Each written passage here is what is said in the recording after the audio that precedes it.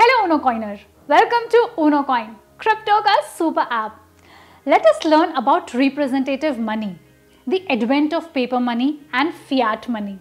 Portability had remained an issue since carrying an awful lot of coins around was not convenient. While Europe and other parts of the civilized world use metals as currency, China pioneered the use of paper to represent ownership of the metal. In 10th century China, bronze coins with a square hole in the center were used as money. The square holes enabled coins to be strung together. As the rich found it cumbersome to carry their coins along, the ruling dynasty issued papers attesting to the holder's wealth. In Europe until the 13th century, people were oblivious to paper money till Marco Polo and other European explorers brought information about the Chinese system. As trade and commerce grew and the wealth of individuals increased, people started keeping their coins in the custody of goldsmiths who gave them certificates of ownership.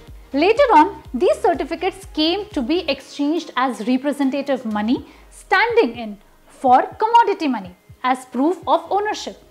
In the 16th century, banks started issuing banknotes to clients.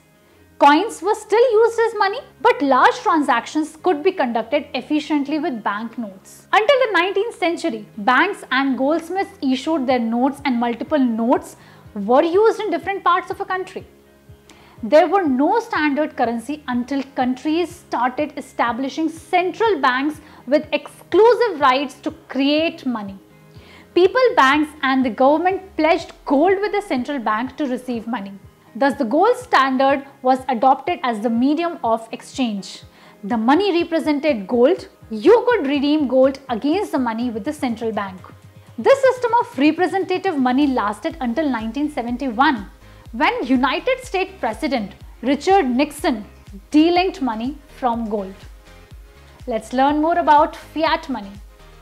Until 1971, the US dollar was pegged against gold and all other currencies were valued relative to the US dollar since World War II.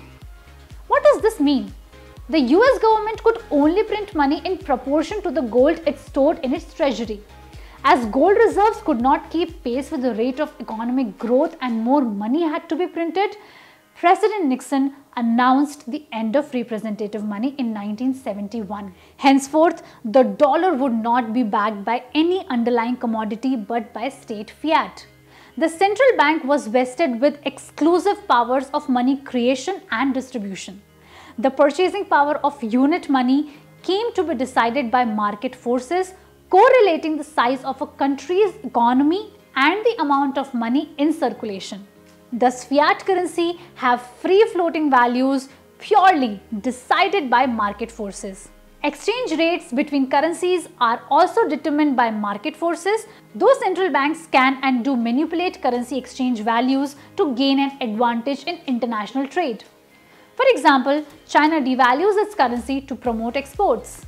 The central bank issues money to the government in exchange for treasury bonds.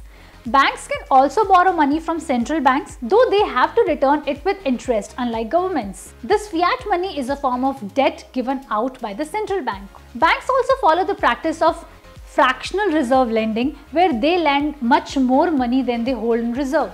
Fractional reserve banking is what creates new money in our economies. Banks' indiscriminate lending to economically unproductive sectors like real estate and financial corporations has periodically resulted in economic bubbles and global recessions since fiat money's introduction. Also, fiscal mismanagement has resulted in economies witnessing hyperinflation and loss of productivity. While money have evolved considerably, it still has issues. And hence, the world needed e-money. In our next video, let us learn about e-money. I hope this video was informative to you. Let us know in the comment section what you like the most. Hit the like button if you learned something new. Share with your friends so that this video also helps grow their knowledge. Finally, show us some love, subscribe to the Unocoin channel. Love crypto coins, love Unocoin. Thanks for watching.